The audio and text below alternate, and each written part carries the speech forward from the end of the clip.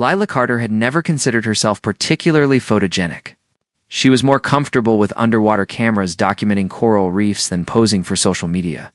But something about that particular afternoon made her pause. The water sparkled like scattered diamonds. The sky blushed pink and gold. And for once, she felt beautiful in a way that had nothing to do with filters or angles.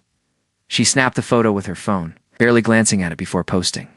Just her, barefoot in a simple white sundress, standing where the waves met the sand.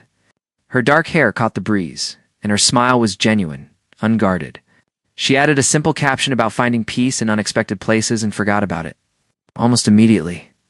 3,000 miles away.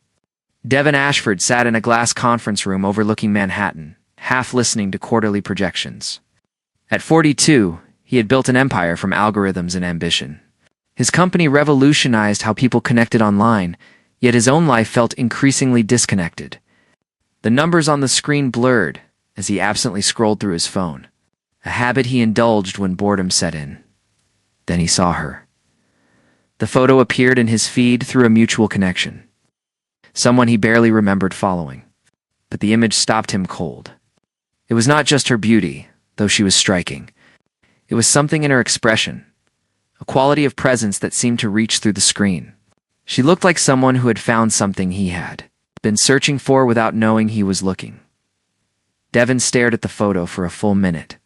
His assistant, Patricia, noticed his distraction and paused mid-sentence. She had worked with him for 8 years and had never seen that particular expression on his face. "Sir, should I continue?" she asked. Devin stood abruptly. "Cancel everything for the next week." The room went silent. Devin Ashford did not cancel things. He acquired them, optimized them, scaled them, but he did not simply walk away. "I'm sorry, what?" Patricia blinked. "You heard me. Reschedule the board meeting, push the London trip, delegate the product launch." He was already moving toward the door, his mind made up with the swift certainty that had built his fortune. "I need to go to Oregon." Oregon. "We don't have any operations in Oregon, I know." He paused at the door, looking back at his team of confused executives. "Sometimes you see something that matters and you either act or you wonder about it for the rest of your life. I'm not wondering." 4 hours later, Devin sat in his private jet somewhere over the Midwest, staring at the photo again. He had tracked down her location through the geotag, a small coastal town called Meridian Cove. He knew this was absurd. Billionaires did not drop everything and fly across the country because of a photograph. But Devin had spent 20 years making calculated decisions, building walls of success around an increasingly hollow life. Maybe it was time to do something that made no sense at all. Leela was collecting water samples near the tide pools when her phone buzzed with notifications. Her post had somehow gained traction, likes and comments accumulating faster than anything she had ever shared. Most were kind, some oddly intense, a few uncomfortable. She silenced her phone and returned to her work, pipetting samples into sterile containers. She loved this part of her job, the quiet fieldwork that grounded her research in something tangible. As a marine biologist, she spent half her time in labs and lecture halls. But these moments alone with the ocean reminded her why she had chosen this path. The water whispered against the rocks, and tiny crabs scuttled between the pools, entire ecosystems thriving in spaces most people walked past without noticing. "Excuse me?" The voice startled her. She looked up to find a man standing a respectful distance away, silhouetted against the late afternoon sun. He was tall, wearing expensive casual clothes that somehow looked both out of place and perfectly natural. Dark hair touched with silver at the temples, and eyes that held an unsettling directness.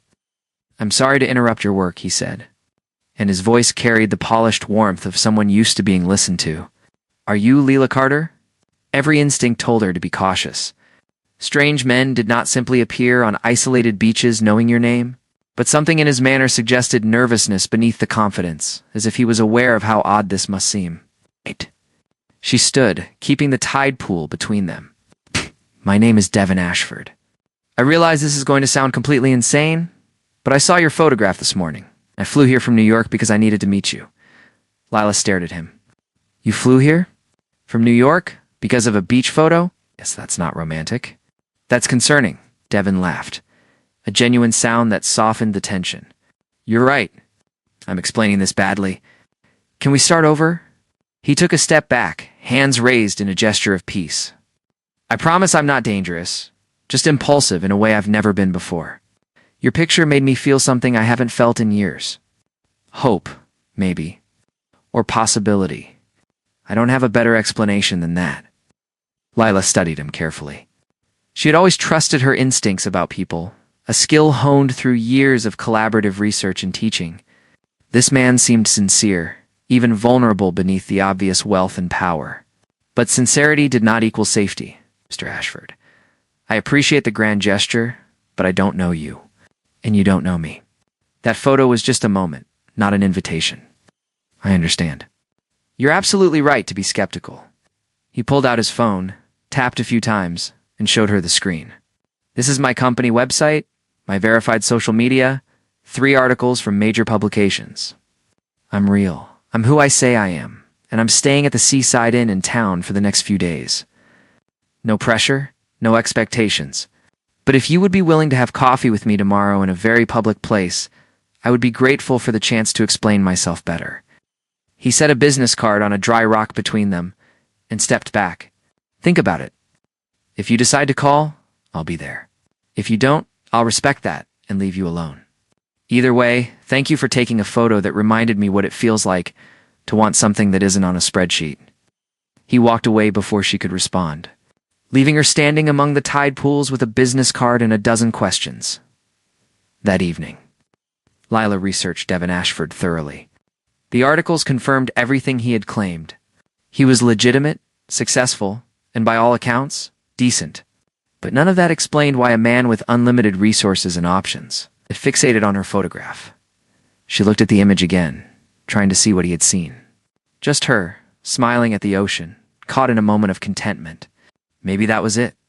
Maybe people who had everything were the loneliest of all, against her better judgment. Against every cautious instinct, she found herself wanting to know more.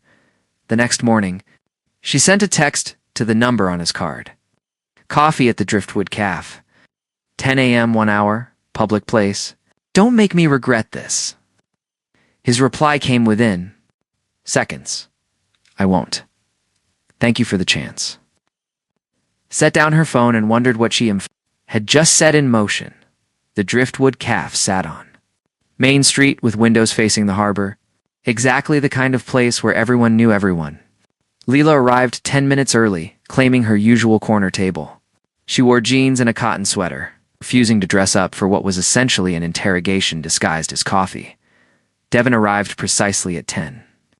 Carrying himself with the easy confidence of someone accustomed to important meetings.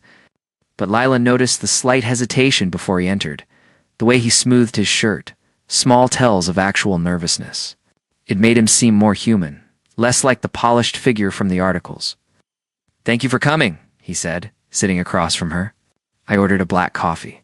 Was that presumptuous? I can get you something else. Black coffee is fine. Leela leaned back, arms crossed. So explain it to me. You have everything money can buy. Why chase a stranger across the country? Devin was quiet for a moment, choosing his words carefully. Have you ever built something so consuming that you forget why you started? I created platforms for human connection, but somewhere along the way, I stopped connecting. My life became transactions, strategies, acquisitions. Then I saw your picture, and you looked like someone who still remembered how to just exist in a moment. I wanted to remember that too. That's a lot of weight to put on one photograph, Lila said, though his honesty disarmed her slightly. And I'm not expecting you to fix me or teach me some profound life lesson. I just wanted to meet the person behind that moment, to see if the feeling was real or just my imagination filling in gaps. Their coffee arrived, brought by Helen, who owned the cafe and had known Lila since she moved to Meridian Cove 5 years ago. Helen's curious glance between them promised questions later. So what do you want from this conversation? Lila asked when Helen left. Honestly, I don't know. Maybe just to talk to someone who sees me as a stranger rather than a net worth figure or a business opportunity. When was the last time someone was genuinely skeptical of me? Most people agree with everything I say. That sounds exhausting. It is. Devin smiled, and it transformed his entire face. "Tell me about your work. What were you doing at those tide pools?" Lila had not expected genuine interest. But as she described her research on coastal ecosystem resilience, Devin listened with complete attention. He asked intelligent questions, made connections to climate data his company tracked, and never once checked his phone. The hour they had agreed upon dissolved into 2, then 3. They walked along the harbor afterward, conversation flowing easily now. Devin told her about growing up in Detroit, building his first computer from salvaged parts, the early struggles before success found him. Lila shared her own journey from a small Ohio town to marine biology, the wonder of discovering entire worlds in drops of seawater. "Hey, stay for dinner?" Lila found herself saying as afternoon faded toward evening, "There's a place that serves the best fish tacos on the coast." Devin's face lit up. "I would love that." But as they turned toward the restaurant, Devin's phone erupted with calls. He silenced the first 3. But the fourth came from Patricia, his assistant. And the preview text made him pause. "I'm sorry, I need to take this," he said, apology in his voice. Lila watched his expression change as he listened, the easy warmth replaced by sharp focus. "How bad? When? No, don't authorize anything until I review it. I'll call into the meeting tonight." He hung up and looked at her with genuine regret. "There's a crisis with a merger we've been negotiating for months. I need to handle this. It's fine." "You have responsibilities." "No, it's not fine. This is exactly what I came here to escape, and it followed me anyway." He ran his hand through his hair, frustration evident. "Can I see you tomorrow? Maybe handle your crisis first." That night, Lila lay awake, wondering if this was how it would always be. Moments of connection, interrupted by the demands of his other life. She had watched friends date successful men who promised presence, but delivered absence. Was Devin different, or just better at the initial performance? But the next morning, he proved her wrong. He appeared at the Marine Research Center where she worked, not in business attire, but wearing borrowed fishing gear. Looking thoroughly out of place among the equipment and specimens, "I made a decision," he said. "The merger can wait or fall apart." Patricia nearly had a stroke, but she managed. "I told my board I'm taking a real vacation for the first time in a decade. So, if you'll have me, I'm here. Fully here. No more half attention." Lila studied him, searching for performance, but found only sincerity. "You really walked away from a major deal?" "I did. Because I realized something last night. I've spent 20 years building an empire that will outlast me. But I can't remember the last time I did something that made me feel alive." "You make me feel alive, Lila. This place does. I want more of that, even if it's just for a few days." Against her better judgment, she smiled. "Okay then. But if you're staying, you're going to help me with field work. Hope you don't mind getting wet." The next 3 days became a bubble outside normal time. Devin accompanied her on research expeditions, learning to collect samples and identify species. He was clumsy at first, dropping equipment and startling wildlife, but he learned quickly and laughed at his own mistakes. They talked for hours on the boat about everything and nothing. He told her about the loneliness of success, how victory felt hollow when you had no one to share it with. She shared her own struggles, the pressure to publish, the grant applications that got rejected, the fear that her work might not matter in the face of accelerating climate change. On the third evening, a summer storm rolled in fast and fierce. They had been exploring a rocky outcrop when the sky turned threatening. Rain came in sheets, wind whipping the water into foam. "Need to get back," Lila shouted over the wind. But the small research boat's engine coughed and died. Devin moved without hesitation, helping her secure equipment while she worked on the motor. His expensive watch got soaked, his clothes plastered to his skin, but he never complained. When a wave nearly swept her toolkit overboard, he caught it, muscles straining. "Got it," he yelled, triumphant despite being drenched. Lila got the engine started on the 4th try, and they raced back to the harbor through rough water. By the time they reached the dock, they were both shaking with cold and adrenaline. In the shelter of the harbor master's office, wrapped in emergency blankets, they looked at each other and started laughing. "So much for your vacation," Lila said. Devin pulled his blanket tighter, grinning. "Are you kidding?" That was incredible. I haven't felt that present in years. No spreadsheets, no projections, just wind and water and keeping you safe. I had it under control. I know you did. But it felt good to be useful in a way that had nothing to do with money or influence. His expression grew serious. Lila, I need to tell you something. This isn't just about escaping my life. It's about you. The way you see the world, the passion you bring to everything, the fact that you called me out on my nonsense from the start. I haven't felt this way about anyone in longer than I can remember. Lila's heart hammered against her ribs. Devin, we've known each other for 3 days. I know. It's absurd and impulsive and probably a dozen other things my therapist would have opinions about. But I've spent my entire adult life being careful and calculated. And where has it gotten me? Successful and empty. I don't want to be careful with this. With you, before she could respond, his phone rang again. Patricia, the caller ID showed. Devin looked at it, then at Lila, and made a choice. He silenced the call. Whatever it is can wait, he said. Right now, I'm exactly where I want to be. And in that moment, Lila felt something shift inside her. Maybe this was crazy. Maybe it would end badly. But maybe, just maybe, it was worth the risk. The morning brought clarity and complications in equal measure. Devin's phone showed 37 missed calls and a text from Patricia that simply read, "We need to talk." Now, he sat on the deck of his hotel room, watching the sunrise paint the ocean in shades of amber and rose. Lila would be awake soon, probably already at the research center, preparing for the day's work. 3 days had turned his world inside out, and now reality demanded its due. The call with Patricia was brutal. The merger is collapsing, she said without preamble.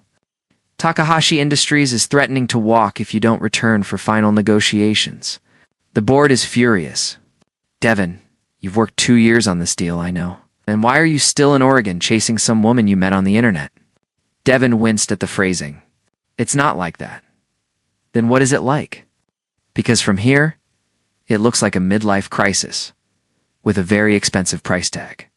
That merger represents $300 million in expansion into Asian markets. You don't get to throw that away for a vacation fling. Her words stung because they carried truth. This was irresponsible by any measure. He had built his company through discipline and sacrifice. One photograph should not undo decades of careful planning. And yet, what if the price tag is wrong? He said quietly. What if I've been measuring value in all the wrong currencies? Patricia was silent for a long moment. You're really serious about this woman. Think I might be. Which terrifies me because you're right. It makes no sense. But nothing in my life has made sense like this does. Then figure it out fast. You have 48 hours before the deal dies completely. After that, no amount of negotiation will save it. The call ended, leaving Devin staring at his phone. 48 hours to choose between the life he had built and the possibility of something he could not name or quantify. He found Lila at the research center, cataloging yesterday's samples. She looked up when he entered, and her smile faded when she saw his expression. What happened? He told her everything.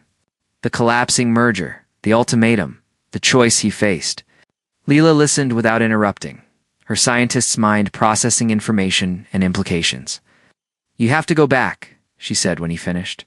That's not the answer I wanted to hear, I know. But Devin, you can't blow up your life because of a connection we made in 3 days. That's not romantic. It's reckless. She set down her pipette, choosing words carefully. What we have is real. I feel it too. But real doesn't mean we throw away everything else. So what are you saying? That this ends when I get on the plane? I'm saying that if this matters, it will survive you handling your responsibilities. And if it doesn't survive, then it was never going to work anyway. Devin wanted to argue, to insist that sometimes you had to choose love over logic. But Lila's calm pragmatism was part of what drew him to her. She was not impressed by grand gestures.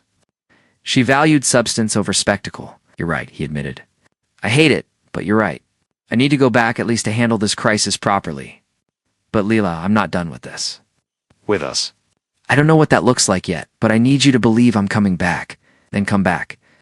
After you've taken care of your business. After you've had time to think clearly away from vacation brain and ocean sunsets. If you still feel this way in a month, We'll figure out what comes next. A month.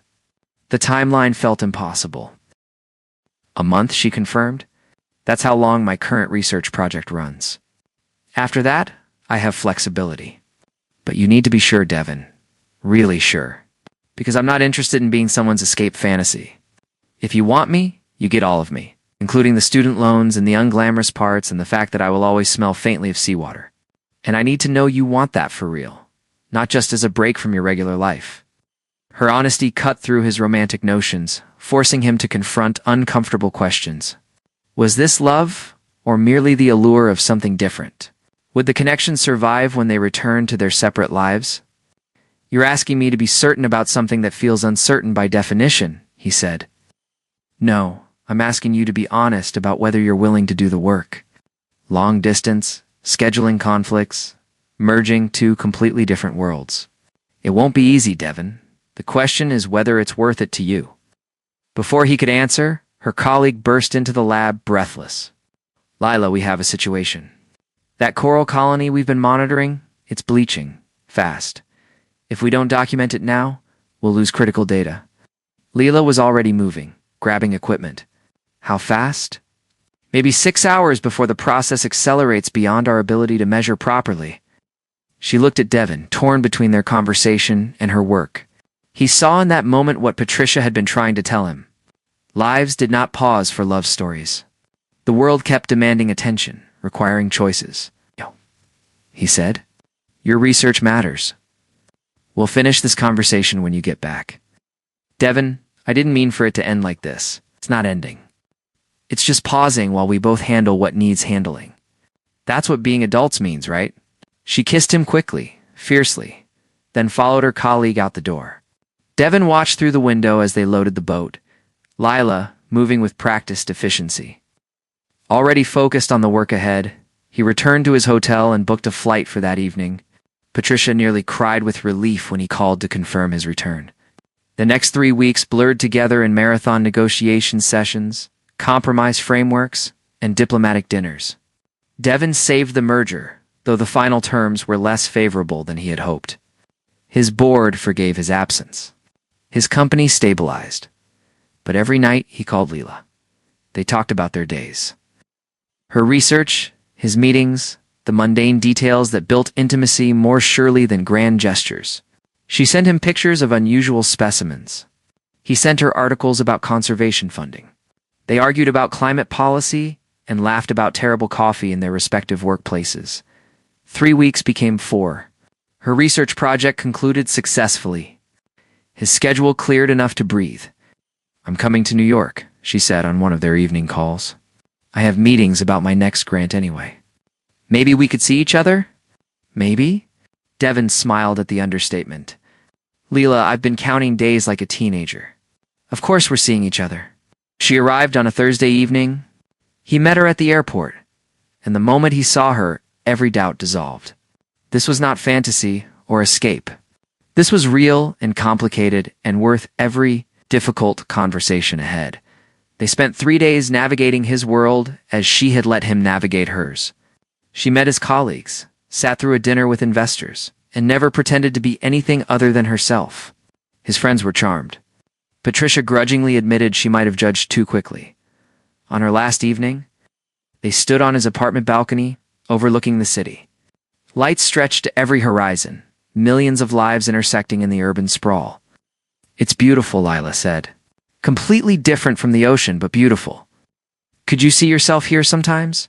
Devin asked carefully. Not giving up your work, not sacrificing what matters to you, but finding a way to build something between both our worlds? She turned to face him, serious and certain. I've been thinking about that. There are research opportunities here, marine programs that need partnerships.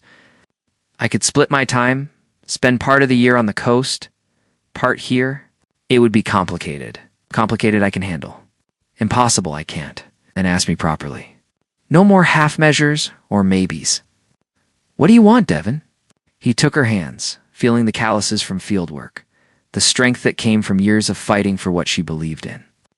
I want to build a life with you. However that looks, whatever compromises we need to make. I want the arguments and the challenges and the moments when we drive each other crazy. I want to support your work and have you challenge mine. I want all of it, Lila. The real, complicated, unglamorous truth of it. She smiled, the same smile from the photograph that had started everything, but richer now, with knowledge and choice. Then let's figure it out.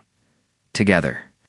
They kissed, as the city hummed below, two people from different worlds, choosing to build a bridge between them. It would not be easy. There would be conflicts about priorities, frustrations with distance, moments when they questioned the decision. But standing there with her hand in his, Devon understood something fundamental.